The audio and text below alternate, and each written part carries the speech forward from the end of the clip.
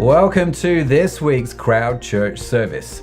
We are a digital church on a quest to discover how Jesus helps us live a more meaningful life. We are a community, a space to explore the Christian faith, and a place where you can contribute and grow. I want to invite you to connect with us here at Crowd Church, and there are a few ways that you can do just that. Firstly, you can engage with Crowd from any device during our live stream. And if you're up for it, why not invite a few friends over and experience the service together? You see, church is all about connecting with God and connecting with others. And one of the easiest ways for you to do that is to also join one of our midweek groups where we meet online together to catch up and discover more about the amazingness of Christ. You can also subscribe to our podcast called What's the Story, where we deep dive into stories of faith and courage from everyday people. More information about all of these things that I've mentioned can be found on our website at www.crowd.church, or you can reach us on social media at Crowd Church. If you're new to Crowd or new to the Christian faith, and would like to know what your next steps to take are, well, why not head over to our website, crowd.church/next for more details. And now, the moment you've been waiting for is here. Our online church service starts right now. Well, good evening. Welcome to Crowd Online Church.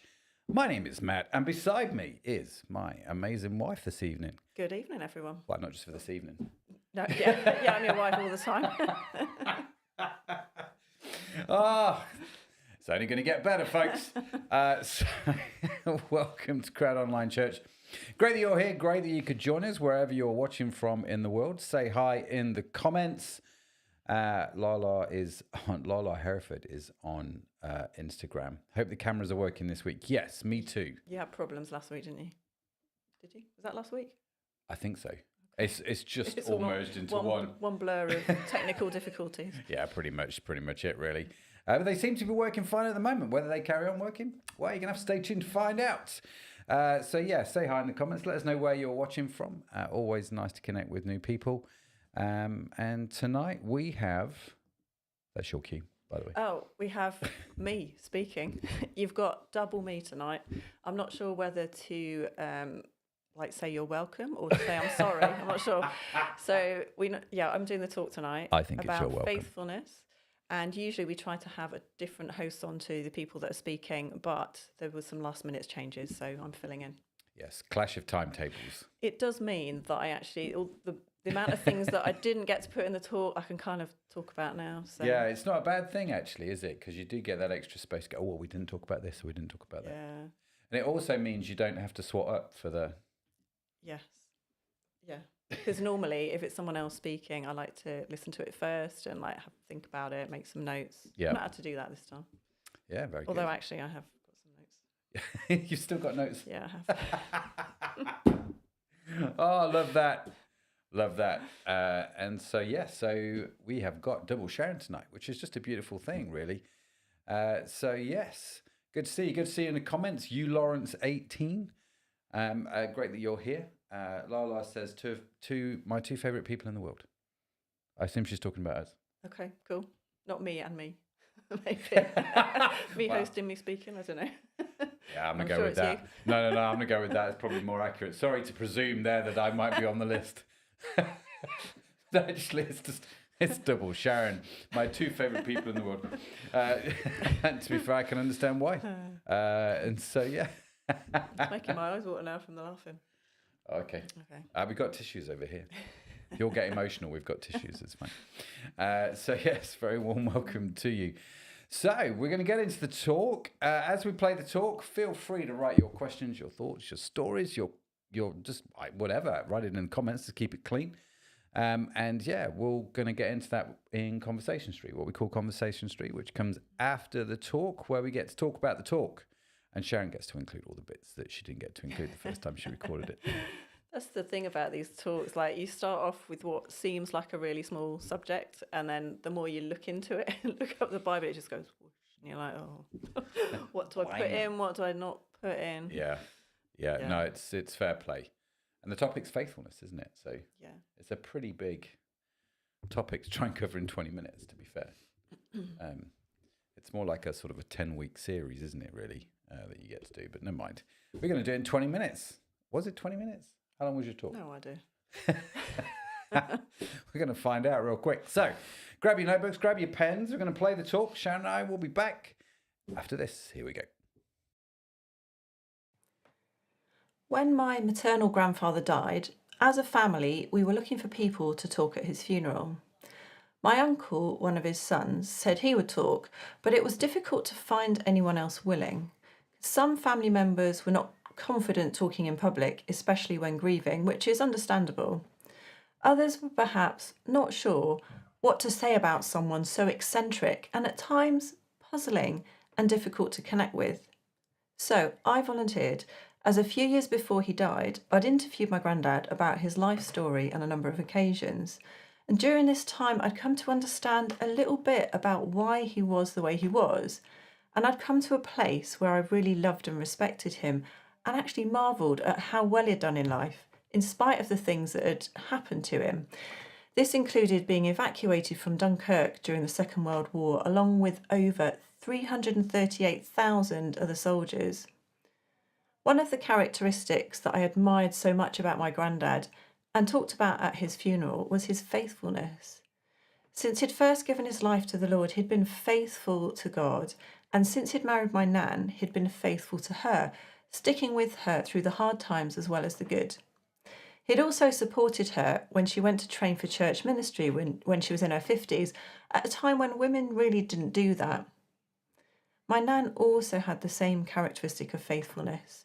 And when my granddad died, he and my nan had been married for over 70 years.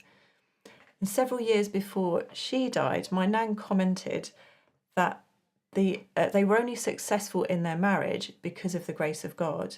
Their faithfulness in marriage was a result of their faithfulness in a faithful God. In case you hadn't already guessed, today we're going to talk about faithfulness. The talk is based on this passage from Galatians 5.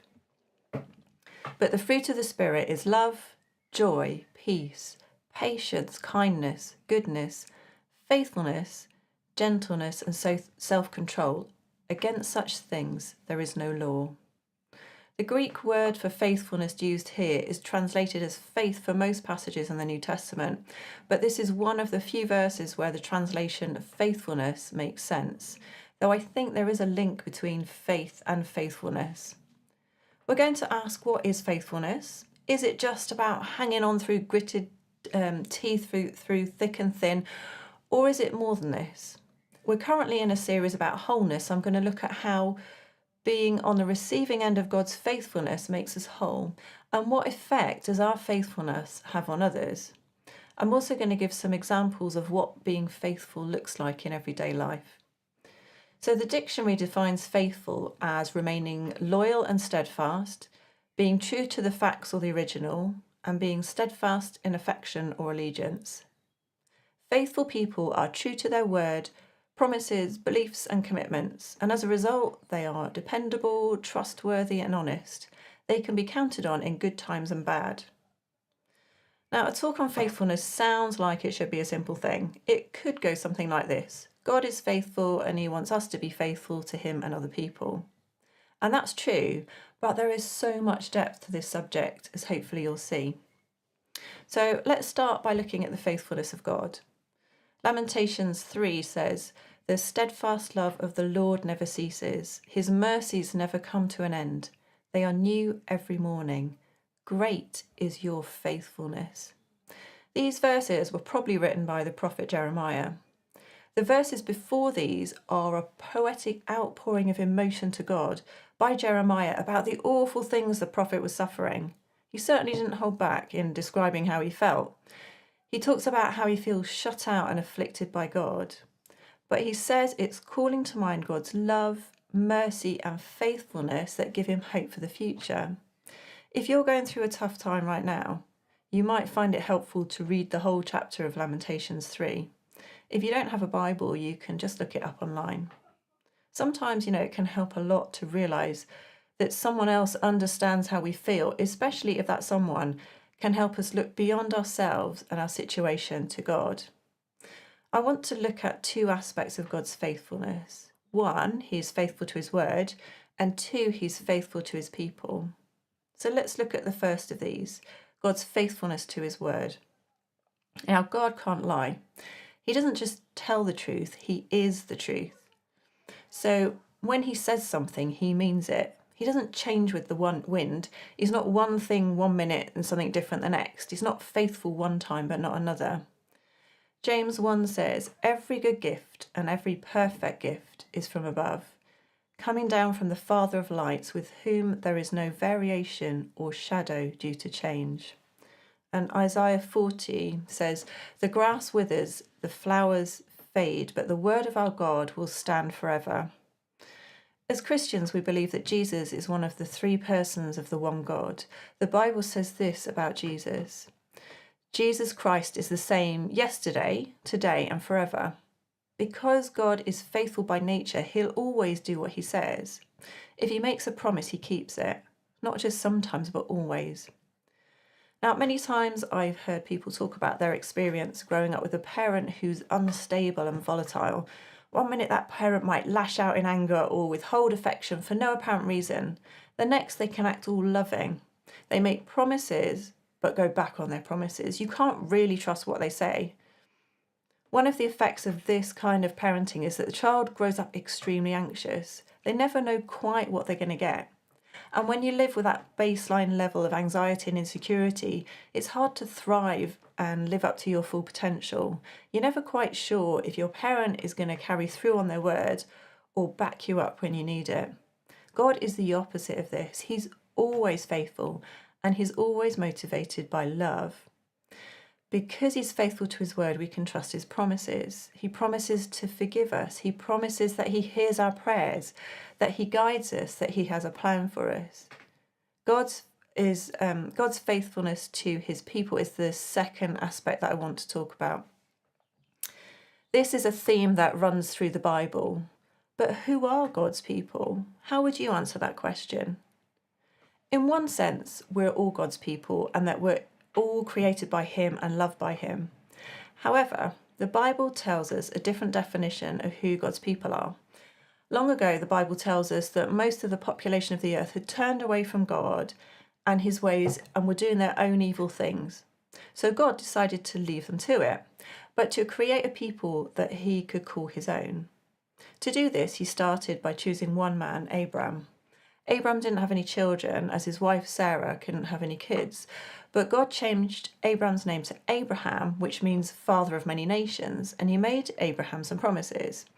He promised him land, so many descendants that they would be hard to count, blessings for him and his descendants, and blessings for all the nations through him. Abraham asked God how he could be sure that God would keep his promise. God chose to use a common practice of everyday life in the ancient Near East to illustrate his commitment. The practice was blood covenant, and blood covenants were serious things. They were about being one or being bound to one another permanently for a common purpose. First terms of the covenant were agreed. There would be blessings for keeping the covenant and curses for breaking the covenant. An animal would be cut in half and the halves arranged opposite each other. Then a representative from each party would remove their sandals and walk through the blood which had pooled between the pieces.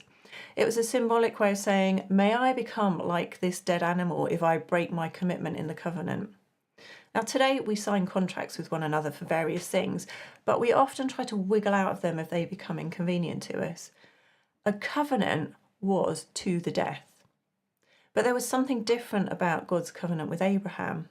Instead of God and Abraham both walking through the blood between the pieces of animal, God put Abraham into a deep sleep, and then the Bible says this: when the sun set and it became dark, behold, there was a smoking oven and a fiery torch that passed between these pieces. The smoking oven and the fiery torch are to do with God's presence. God is the only one to walk through the blood. God is the only one who guarantees the responsibilities of both parties. As people, we can be unreliable, even when we've got good intentions. All Abraham had to do was believe God. And this is such a powerful symbol of God's faithfulness, of how much God is on the side of his people. Steadfast in affection and allegiance, as the definition says. God is faithful to his people. Now, God miraculously gave Abraham and Sarah a son, Isaac. The covenant was then passed to Isaac and then to his son Jacob and then to his descendants, who are the people of Israel even to this day. Throughout the Old Testament, Israel is referred to as God's people. No other people groups were his people. So how is this relevant to us today? Part of the covenant was that God would bless all the nations through Abraham, so that includes all of us. This was fulfilled when God himself came to earth in human form, a human who was a descendant of Abraham, Isaac, and Jacob. This descendant was Jesus. So how did this bless all nations? Well, Jesus made a new covenant. This covenant wasn't just for the Jewish people, but for all people. Jesus spent 3 years talking about the terms of the covenant. So when he says things like, "You've heard it said, such and such, but I say to you," he was laying down the new covenant. We learn how covenants had a sacrifice. Jesus died a horrible death on the cross as a sacrifice for us. As he was both human and God, he was able to represent both parties. God has done his part in making this covenant and extends an invitation to all of us to join him in it. We're told to count the cost of entering into a covenant with God. The cost is that we're no longer our own. We belong to God and make him king of our lives. We no longer live our own way. We live for our covenant partner. He promises to be our God, and we promise to be his people, separated to him. God is faithful to his people. With a covenant like this, you use your strength to cover the other's weakness. What they are missing, you make up for. The definition of wholeness we're using in this series is nothing missing and nothing broken. With a covenant that God has with his people, he uses his strength on our behalf so that we're not missing anything. God's faithfulness to his people brings wholeness. I started this talk by telling you about the faithfulness of my granddad to God and to his marriage to my nan. Can you think of anyone you know who has a fantastic marriage? The reason I ask is because the closest illustration we have to the covenant God wants to have with us is an excellent marriage. In the Bible, the covenant relationship of God with his people is portrayed as a marriage in which the Lord is the husband and the people of God are his bride. In the New Testament, marriage is meant to reflect something of Christ and his church. Earthly Christian marriage is symbolic of a higher spiritual truth.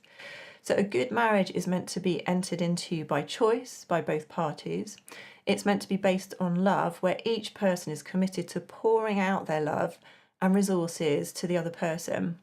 It's meant to be for life. This is a very different image to what many people have about the Christian life, where it's seen as just having to try to be good to please an angry God. It's not like that at all. God wants each of us to be his, and he wants to be ours, but he won't force it because his kingdom is based on love, and you can't force love. The opportunity to be his people is open to all of us, but we have to accept the invitation. So what will you do with that invitation? So, is faithfulness about hanging on with gritted teeth? Hopefully by now you're getting the picture that being a Christ follower doesn't mean we have to try to be faithful through lots of self-effort and self-improvement. That's not it at all. The Christian life is about a loving, faithful relationship with God, not a self-improvement program. In the verses before the ones that talk about the fruits of the Spirit, it says this: "So I say, walk by the Spirit, and you will not gratify the desires of the flesh. For the flesh desires what is contrary to the Spirit, and the Spirit what is contrary to the flesh. They're in conflict with each other, so that you are not to do whatever you want. But if you're led by the Spirit, you're not under the law." In other words, if we choose to hang out with God and cooperate with his Spirit in us, the good fruits that we've been talking about over the last few weeks, including faithfulness, will automatically develop in us. But instead of cooperating with God, we can choose to give into our old desires, and that produces a different kind of fruit. That fruit is also described in Galatians. It says, the acts of the flesh are obvious: sexual immorality, impurity and debauchery, idolatry and witchcraft, hatred, discord, jealousy, fits of rage, selfish ambition, dissensions, factions, and envy, drunkenness, orgies, and the like. I warn you, as I did before, that those who live like this will not inherit the kingdom of God. I know which fruit I'd rather have in my life. So what does faithfulness look like in everyday life? Here are some examples for you. So our oldest son, Josh, who's just finished a master's at uni, told me a story about how God's faithfulness helped him. He said that a while ago he was feeling really stressed about all the work he had to do for uni. He feared failing and not doing well. So he prayed about it, and he had this strong impression that he was focusing on the wrong thing. He felt as though God was saying to him to focus on him, on God. That even if he failed, God was still on his side. God was still for him, as in the definition of faithfulness said, God is faithful in his affection and allegiance. That the consequences of failing in his studies were not as dramatic as he feared they would be. He says that he has had peace since that time, and just this great awareness of God's presence, even when doing simple things like the washing up. If God is for you, who can be against you? The Bible tells us that we're God's image bearers, which mean we have inherent value just by being human. It also means that we're to rule the earth on God's behalf, following his ways. So just as God is faithful to us, we're to be faithful to him and to others. Just as God's faithfulness and commitment to us make us feel loved and secure and makes up for our own weaknesses, that's the effect that passing on his faithfulness produces in others. So Bethany, who's a uni student who goes to the same church as us in Liverpool, was telling me about her mum's faithfulness and unwavering commitment to her over the years. So Bethany's suffered from severe migraines for years, and when she gets migraines, she's unable to do anything. She missed school and sixth form on many occasions because of them, and it was her mum who stood up for her and advocated for her in school. It was her mum who looked after her and believed the amount of pain she was in. It was her mum who drove 5 hours to Liverpool through snow when Bethany had such a severe migraine at uni that she was hospitalised. I asked Bethany how her mum's unwavering commitment and faithfulness to her made her feel, and she said it made her feel so loved. When we're faithful to others, it can help them feel loved and protected. We all need someone in our corner. How much more does God's love have that effect on us when we fully grasp it? Our son Josh gave me another example of how his friend's faithfulness affected him. When he was writing his dissertation, 2 of his friends kept checking in on him to see if he was okay. They also proofread his 10,000 words scientific project report and gave him feedback. One of his friends wasn't even into science. Josh said he felt relieved to have other people check his work and felt like someone was in his corner. They helped him get out of his head, as by then he wasn't able to see what was what after working on the same thing for weeks. I relate to that. In my own life, there are several women who've come into my life over the years who I've connected with. They've all made commitments to God at some point in life, but things have been difficult for them. And when we meet up, they always want to meet up again. But they've got so much going on that often doesn't happen. Now, knowing how God is faithful to me, even when I'm not faithful to him, I've kept praying for them and sending them encouraging messages over the years, letting them know that I'm still here for them. And a few weeks ago, one of them sent me a message full of all the difficult things that have been happening in her life. But at the end, she said, "Thank you for not giving up on me." Sometimes being faithful to God means turning down work or opportunities. Years ago, a company approached Matt asking him to do some work for them. He turned them down because it was a porn website and whose values were obviously incompatible with serving God. Passing on God's faithfulness means keeping our word. It means doing what we say we'll do, turning up when we say we'll turn up, which in turn means saying no to something so that we're not overloaded. It means no to overcommitting. Obviously, there are some times when there are things beyond our control that happen, which means that we can't do that. But on the whole, we should be people that stick to our word. So to finish, I have some questions for you. I've talked about what faithfulness is. My question to you is, what do you think the Bible says faithfulness is not? Also, do you have any examples from your own life of how the faithfulness of God or the faithfulness of people has affected you? Because God's faithful to his word and to his people, if you are one of God's people, does that mean everything will go smoothly and you won't have any problems? If you're a Christ follower, in what areas do you need God's covenant strength and faithfulness now? And are you faithful in your commitment to him? If you're not currently a Christ follower, what do you think about God's offer of being in a covenant relationship with him? Will you take it up? Will you take him up on it? I'm going to leave you now with these beautiful verses about God's faithfulness from Exodus. They say, the Lord, the compassionate and gracious God, slow to anger, abounding in love and faithfulness, maintaining love to thousands, and forgiving wickedness, rebellion, and sin. Welcome back. Faithfulness, great talk. Cool. It's very weird seeing you take notes as I'm speaking. Why is that weird? I don't know. Just don't normally do it, do you? When I'm talking? That's true. Sitting around the kitchen table, just taking notes as you talk. Yeah, it's not going to work out well, is it? No. So I was definitely taking notes on that one because it's a great talk. We're going to get into faithfulness. I want to start off with the question you asked at the end. What does the Bible say that faithfulness is not? Because that was actually in your original notes. It was. And you obviously took it out. I did. I think because you suggested, because it was just getting a bit long. It's like, you need to stop somewhere. Yeah. So how would you answer that?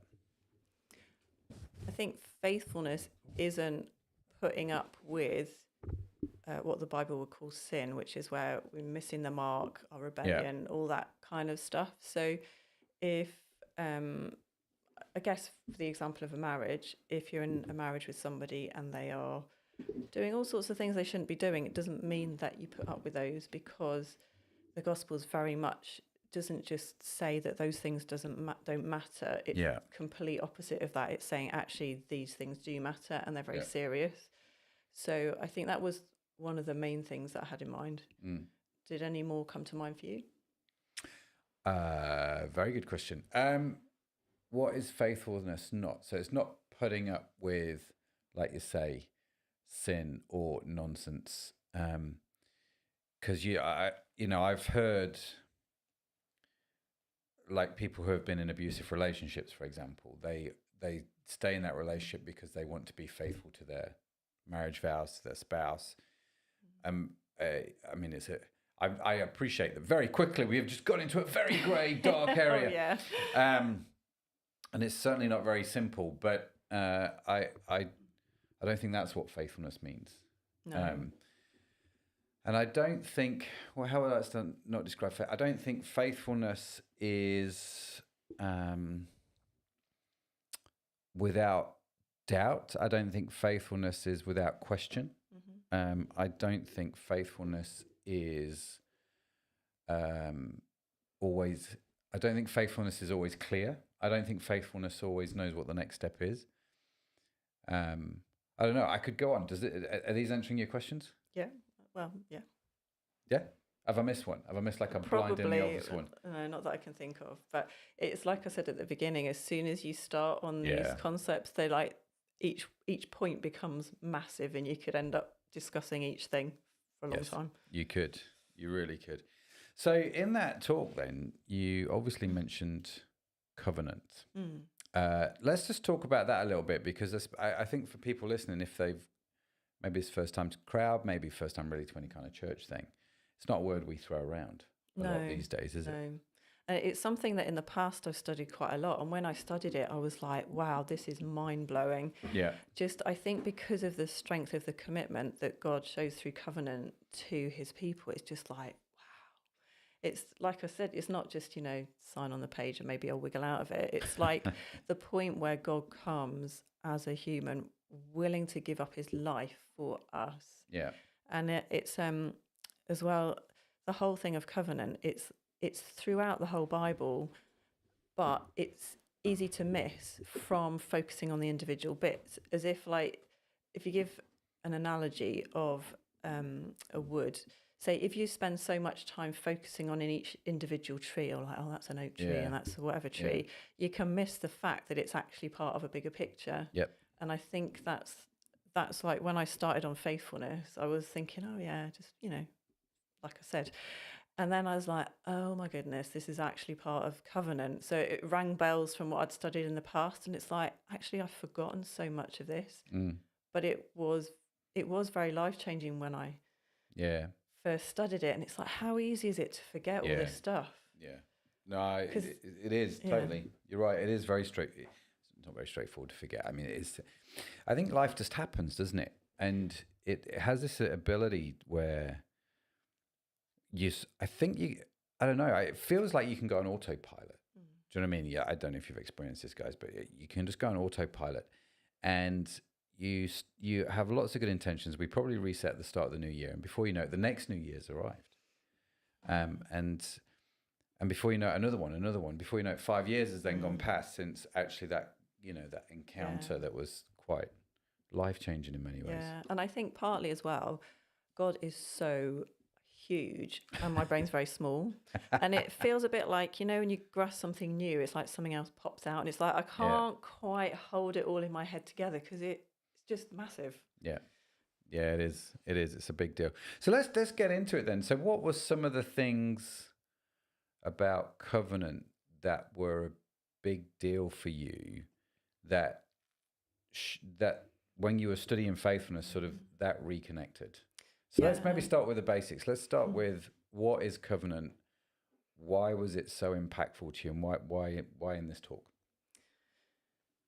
Yeah, so in the talk I mentioned certain aspects of the covenant making process. So there was the whole, like, the bit before the covenant's made, like you're agreeing what the terms are for each party, like, okay, I'm agreeing this and we're agreeing that. Then there were other parts where in old covenants people would swap, like so the representative for each party would swap cloaks, and they would swap weapons, and it's very symbolic of saying, where you've got needs, I will provide for you, and where you've got enemies, I will fight on your behalf. But then when you come to all this stuff in the New Testament about Jesus, and it talks about Paul in one of his letters says, when I'm weak, then I'm strong. And it's that whole concept of our covenant partner, God, covering our weaknesses with his strength. So it's like that whole thing of, oh, I don't need to worry if I've not got it all together, and I'm not this and I'm not that. It's like, I don't have to be all those things because God makes up the gap. And so it's partly that and partly that strength of commitment. It was just like, oh yeah. And there's another bit in Romans where it talks about, it says that if God has given us all things, if God has given us Jesus, how will he not also give us all things? So it's like he's already given us the most precious, important thing. So anything else we need it's like, yeah, of course you can have that.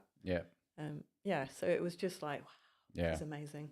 It's super powerful stuff, isn't it? Because I think one of the things that we don't talk about in the modern world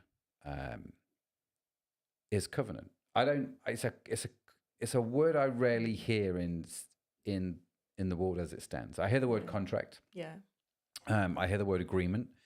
I hear binding contract, because it's a binding contract is more important than a contract. Obviously it isn't, but do you know what I mean? I hear these sorts of phrases, very legal terms, but covenant, the Bible's split into two covenants, isn't it? The Old Covenant and the New Covenant. And covenant just means testament, or testament means covenant, the same thing. New Testament, Old Testament, New Covenant, Old Covenant, same thing. And so the New Covenant, which the Bible says, which is established on better promises, is obviously talking about the life of Jesus. Now, the reason this is important is because I think because in the West we don't know what a covenant is, really, it's easy then to not fully grasp the topic of faithfulness, because we've never experienced maybe the faithfulness of a covenant, or we've never stuck or been faithful to a covenant, if that makes sense. Yeah.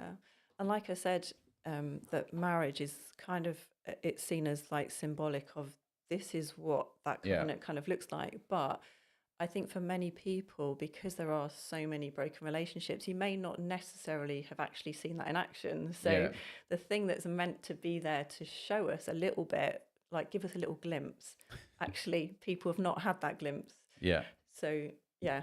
Yeah, it's very true. Very true. But again, I feel like just even like doing this talk, it's like, oh, there's so much here. And and you're like, I can see little bits of the picture, but I can't quite grasp all of it because it is so big. It's a big deal. Yeah. So it's made me want to study it again to try and understand again. Well, that's a good thing. It is. That's what you want to happen. It is. There are so many things that are in that box. Yeah, no doubt. No doubt. So this idea then of covenant, the reason why we keep using this word is important because, like you said, the idea of marriage was meant to model that. Although when we got married, we didn't exchange weapons. No, we didn't. Missed one there. Totally missed that. I'm not sure I had any to swap. Maybe we should start redo our vows and exchange weapons. It's an idea. Yeah. But it's an interesting one, isn't it? Because I think to be committed to something unto death is a hard thing to grasp because I think there's lots of questions that come up in your head. Well, what if this happens? What if that happens? Yeah. But this is when you flip that around and go, well, actually, God is faithful to his word and he has sealed this in a blood covenant. Yeah. So the only way out of this, in theory, then would be for the death of God. That, I think, is mind-blowing. Mm-hmm. Do you know what I mean? That actually God is so committed to this that it is the only way out of it would be for him to die, which is all a bit radical, isn't it, really? Yeah. Yeah. So, okay. Just trying to get your head around that and what that means is quite tricky. But I think it's trying to mull that over. It's almost a bit like, can God make a stone so heavy you can't lift it? But it's that kind of question, that kind of reasoning, which makes you actually start to get to grips with God is faithful. He is covenant faithful to his word, to his promises, and to his people. Yeah. And fundamentally, bringing it back to wholeness starts with that understanding. Now, is it easy to understand? No. Is it easy to believe? Not always. This is why we call it the walk of faith, isn't it? In many ways. But it's fundamental, isn't it, to this whole topic? And I think with the whole wholeness link was that for me, the thing that came out to me was where I'm lacking, God actually brings that wholeness to me. And the whole linking that back again to swapping clothes. There's verses in Corinthians,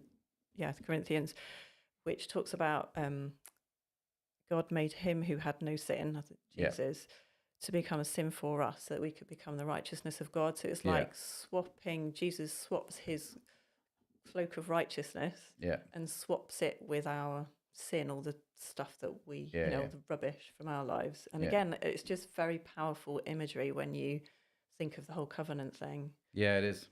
A whole covenant, when we started the series on wholeness, the first episode, we talked about this concept of substitution. And actually, that was the verse we looked at. He who knew no sin was made sin for us, that in him we might become the righteousness of God. Yeah. And if you haven't watched it, go back and watch the very first, I almost said episode, go back and watch the first live stream we did on the topic of becoming whole. It's on the website, www.crowd.church. You can go and find that. And we talk a lot about this concept because it is so radical and so important to being whole. I don't think you can be whole without understanding what that means. And I don't think, for listening to you talk, I don't think actually we can be whole without understanding. We don't have to be able to fully grasp it. I don't think we have to be able to. I definitely don't. Yeah. And it's not like we've not got questions, but fundamentally you have a belief, because we've been married a while, and I figured this out, that God is ultimately faithful. Yeah. So how do you reconcile that? And this is a question we like to ask on Crowd, the awkward questions, right? Because we say that God is faithful to his word. faithful to his people, faithful to his covenant, faithful to his promises. Doesn't always look like it. No, I think the whole thing of suffering comes in here, because I think we kind of have that expectation of, well, if God is on my side and he's for me and all that, well, why have I got all these things going on? And I think it is a really difficult question, because it's not just mentally, but emotionally, because the stuff we go through just really gets to us. Oh, there's so this is one that people, I think, have mulled over, talked over, have lots Chewed of on. answers.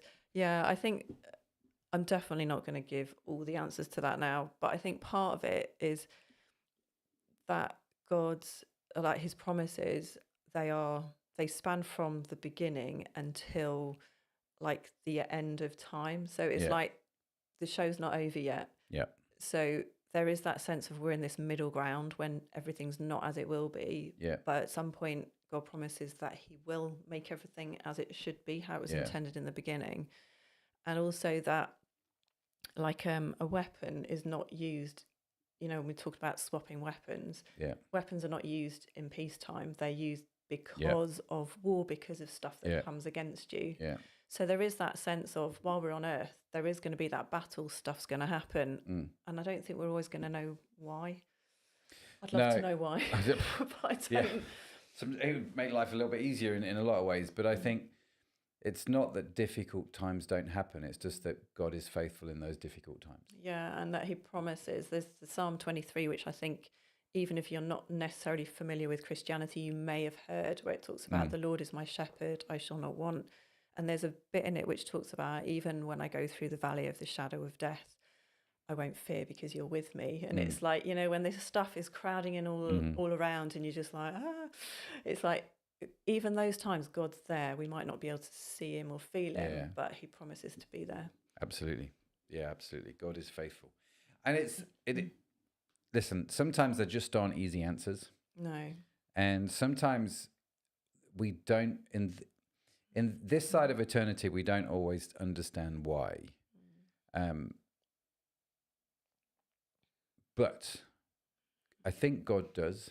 Yeah. And I think at some point, Paul said it this way. He said, we know in part, we prophesy in part, but in time we just don't know everything right now. We know in part. But in the fullness of time, everything gets revealed, doesn't it? And we start to see things in eternity. And this is why eternity is such a powerful thing, because I think it's going to take me a while to figure a few things out. Yeah. And so I find it quite difficult sometimes, but at the same time, you've got to just go, I don't always understand why. And it's not that I'm okay with that, but I can move on not understanding why, because God is faithful. Yeah. And I think whatever worldview that you have or you believe to be the truth, it's like nobody in any of those worldviews has all the answers. All of us, no matter what your beliefs are, there are things that you don't actually know. And I think it's, for me, it's where does most of this stuff, where is the evidence leading? And it's like, I'm not going to know everything, but I've got enough to think, actually, I believe this is true. Yeah. And it's reminded me, actually, something that I did want to put in the talk, which I've found fascinating. I've been watching YouTube videos by a biblical archaeologist called Joel Kramer. And I think it's his more recent stuff, which is just so well done. Yeah, you love it, don't you? I do. But I really love it. I love all this, where you've got, with the Bible, you've got the archaeology, you've got the historical stuff, you've got poetry. It's just like so rich. But anyway, he did a YouTube video about Babylon, ancient Babylon, and talks about how it used to be this amazingly prosperous city, full of like amazing buildings and all sorts. And then God prophesied against it in these prophecies in the Bible because of the evil things that they were doing. I can't remember the backstory. But anyway, and there's a prophecy which basically says this city is going to be completely destroyed. And it says, it's from Jeremiah 50, and it says, so desert creatures and hyenas will live there, and the owl will dwell there. It will never again be inhabited or lived in from generation to generation. And in this video, he shows you the outline of where the ancient city of Babylon was. And to this day, nobody lives there. But the animals that are mentioned in Jeremiah here, and there's another section of the Bible also talking about that, which mentions a couple of other animals. They are all living there. And I'm just like, wow, it's amazing. That is, I mean, it is interesting. Again, God is faithful to his word. And it's, we're starting to stray a little bit into the curse of God, which is, I think that's a whole topic for a whole other day. Yeah, and the verses I ended with actually did then take like the flip side of this. Yeah. But it was like, oh, I can't just end on that, because then that's another whole thing to talk about. So you've really got to kind of pare down and choose what you include. You have. It's a big old thing to get into that side of things, that's for sure. But I mean, it's totally true. God is faithful to his word. Now, Andy's put here in the comments, love, it bears all things, believe all things, endures all things. Let me put that in the little screen there. Love, it bears all things, believe all, which is from 1 Corinthians 13, if my theological memory, my Bible memory is correct. I think that's 1 Corinthians 13. And that talks about how love is faithful. Believes all things, bears all things, endures all things. And that I think that's a good description of what faithfulness is, really, from a biblical point of view. It kind of... It comes out of love. Yeah. It's part of love. Yeah. Yeah. And they sort of work together, don't they? That love is not fleeting. Love is faithful. Yeah. And that was... Sorry, interrupting you.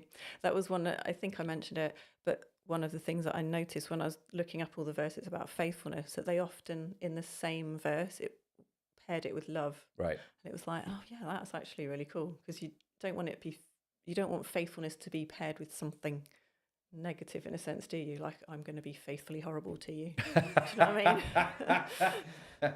Well, some people have taken that to a whole new extreme, I feel. But no, I think you're right. I mean, can love exist without faithfulness? It's a really, I mean, we're starting to get very deep now, very deep in our thinking. But it's an interesting thing, isn't it, that actually love, I think, requires in some respects faithfulness, which is why I think when Paul's talking in those verses, love endures all things, bears all things, etc., he is reaching into definitions of other things, like love is gentle, and he's bringing it all together, because all of these things that we talk about, like with faithfulness, actually love is faithful, because I don't think you can separate the two. I think we've done all right. We've been married 26 years. You've not killed me yet, which is a miracle, ladies and gentlemen. But, love, marriage is good because of the faithfulness. We've been through a few things, been around the block a few times. And the fact that we sort of, faithfulness, I think, gives the foundation in some respects to love, doesn't it? Yeah. And faithfulness does mean saying no to certain things, because you never say no to me. No. That wasn't only that was that true. isn't really what I was meaning. But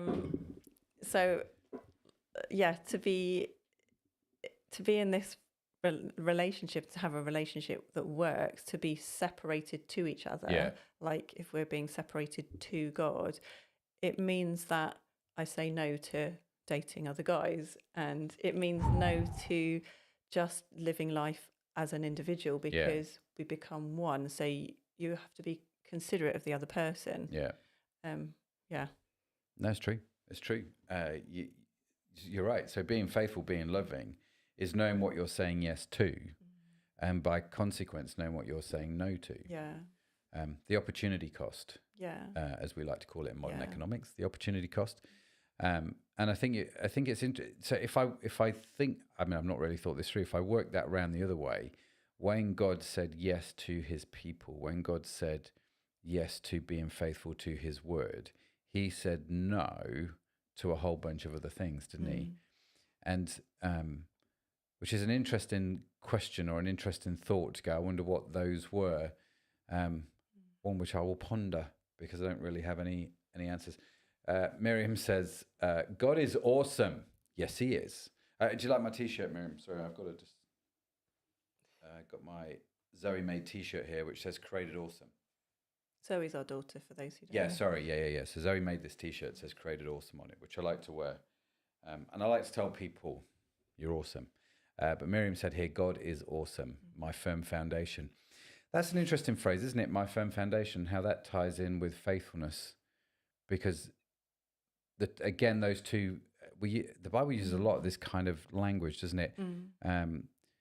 The foundation which we are stood on is firm. In other words, it is faithful. It's not going anywhere. Yeah. And so when you start to, I suppose, unpack it, you start to see a whole bunch of this stuff, don't you? It's a beautiful thing. It's a beautiful thing. What else did you not talk about in your talk that you wanted to talk about in the non-talk? You talk a bit on I think that was most of it. I realised I threw in this comment at the beginning of how I think that faith and faithfulness are connected because of that word that in the Greek can be translated as faith or faithfulness. I think my thinking on what that was that faith, the biblical faith, is taking God at his word for what he says about who he is, what we are, who we are, what our purpose is, like all the different aspects of life. And it's like we can only have faith in that because actually he is worthy of that, because he is faithful to what he says. So to me, that was the kind of link. So yeah. Very good. And the clue's in the title, isn't it? Faith, faithfulness, full of faith. And I think that's an interesting one when you think about, again, the reverse side of this, because often when we talk about faith, we're talking about, how much I believe God. Do I believe God and his word and his promises? And that can go down the unhelpful path, which is my faith not big enough? Is that why I'm going through what I'm going through? Which I think rarely is the answer, if I'm honest with you. But we kind of assume that if I have enough faith, then I will, God will move. And in some respects, that's true. But the Bible then tells us the faith that we have to have is the size of a mustard seed. Yeah. In other words, it doesn't, it's not what you think it is. But if I then turn that around and God is faithful to his people, then the faith that God has in his people, it's a really interesting thought, isn't it? Because I am believing in God, but God is also in a lot of ways believing in me, that I will do the right thing. Do you know what I mean? And I will be the person that he has called me to be, and that he has given me gifts, and that he is entrusting. The Apostle Paul put it this way when he talked about the gospel. He said, the gospel has been committed to my trust. It's like God has trusted me with this. And sort of that I find quite fascinating. Again, we're getting quite deep. Yeah. I've not really thought about this. So it's like, oh, okay. I need to give that one some more thought, I think. Yeah, sorry, folks, going deep tonight. Want to go deeper. But yeah, talking and thinking about, God's, how does God grow his faith in us? How does he trust us with various different things? I was talking to someone the other day about, the talents. You might not know, but there's a story in the Bible which Jesus uses a parable where he gives there are three men. One has 1 talent, one has 5, one has 10, I think it is. And talents was like this chunk of money, basically. I think it was a master, wasn't it, giving it to his servants. That's right. In the parable. In the parable. So one guy was rich, one guy was middle class, one guy was broke, or didn't have a whole great deal, basically. And the master goes away and then comes back. And the guy that had 10 talents, he doubled it, basically. And went, I've gone and invested wisely. Here's the 20. The guy that had the 5, he'd done the same thing, he'd invested wisely. Here's the 5. The guy that had the 1 was just scared and just hid his talent, hid his gifts, didn't really do anything with it. And the parable's eye-opening because Jesus says the master took what little that guy had and gave it to the guy that had plenty. And it's quite an in some respects, it's quite a fearful thing. Yeah. But it's quite an extraordinary thing in the sense that God has entrusted with us a measure, a gift, a talent. Now, the guy with 1 might look at the guy with 10 and go, well, why have I not got 10? And I think the point of the parable was not why have you not got 10, but what are you going to do with the 1 that you've got? Yeah. And actually the one that, with the 10, when the master gave him more, Or when the master had more to give, he gave it to him. It's like, I trust you with that amount of wealth. I'm entrusting you. And I think sometimes, you know, we've got to prove ourselves in the small things before we can hit the big things, if that makes sense. I think it ends with that, doesn't it? It says, he who is faithful with little will be given much. Yeah, it does. Yeah. So start off with something small. You know, I always remember they used to say to us at Bible school, how can you believe God for a new house when you can't even believe him for a pair of socks? You know, and it was that, don't get me wrong, I'm not saying we should all stop praying for new pairs of socks. What I'm saying, or new houses. But the principle in effect is, I think trusting God in the small things leads to, you know, a growth in the big things. But I think that the other thing is true as well, that actually as we grow in the smaller things, God releases us into the bigger and bigger things. And I think it's quite a remarkable thing, this sort of two-way street of faithfulness, that we grow in our faithfulness to God. And it's not that God grows in his faithfulness to us, but God entrusts us more and more as we grow in that faithfulness. Yeah. Does that make sense? Yeah. Have I got that right? Or are you going to slap me later? No. As if I'd do that. As if. That's what happens in our marriage, ladies and gentlemen. When theologically I'm incorrect, it's not true. Not literally. It's not true. Before you start writing in. Dropping me in it. Yeah, dropping you in it. No, you're a wonderful wife. Love being married to you. Wow, look at the time. That's flown by. I can't actually see it. It's 4 minutes to 7. Ooh. Yeah. So next week, we are carrying on the conversation about the fruits of the Spirit. And I would love to tell you who's speaking, but I genuinely don't know. I have no idea either. Shall I find out? We're great, aren't we? Yeah. You chat away on camera. I'm going to find out. I don't know what to say now. Just tell everybody why they should subscribe. Subscribe. Subscribe. It's great. I could talk about what's the story. I'm not sure if you know that as part of the website we have got a section called What's the Story, and it's interviews with different people about their faith journey. And I think because I like stories, you like stories. Most people, we like stories, don't we? We do like stories. I think we tune in a bit better when there are stories going on. Yeah. So yeah, there's loads there. Have a listen. Do have a listen. You can find out more information at whatsthestorypodcast.com, or just go to crowd.church and it will be there. Now I'm looking for the schedule. I know. I'm not doing really well. I don't know. I'm getting very confused. So next week, Dave Connolly is speaking on gentleness. So, yes, that's what's coming up next week. We've got Dave Conn talking about gentleness. So make sure you like and subscribe because it's really good. Make sure you like and subscribe to Crowd. Wherever you're watching this from, wherever you're joining us, because, you know, it's going to carry on. It's going to be quite epic. And, yeah, if you're listening to the audio version of this podcast, or the podcast version, which is the audio version of this live stream. Let me get that right. Very warm welcome to you guys as well. I know that the podcast side of things is growing. And so we have 2 podcasts, this one, the live stream one, and the one that Sharon mentioned, the What's the Story podcast, all of which more information can be found on the website, which if I press this button here, should come up on the screen, www.crowd.church, or on social media at Crowd Church. Make sure you send us obviously any prayer requests that you have, because, man, they have been coming in the last few weeks, which has been great, hasn't it? Yeah, and we sit and we pray for you guys. Well, sit, stand, whatever. We pray for you guys. And so it's always good to pray with you. Just get Andy, can you be trusted with a little before he trusts you with more? Yeah, absolutely. Before he trusts us with more.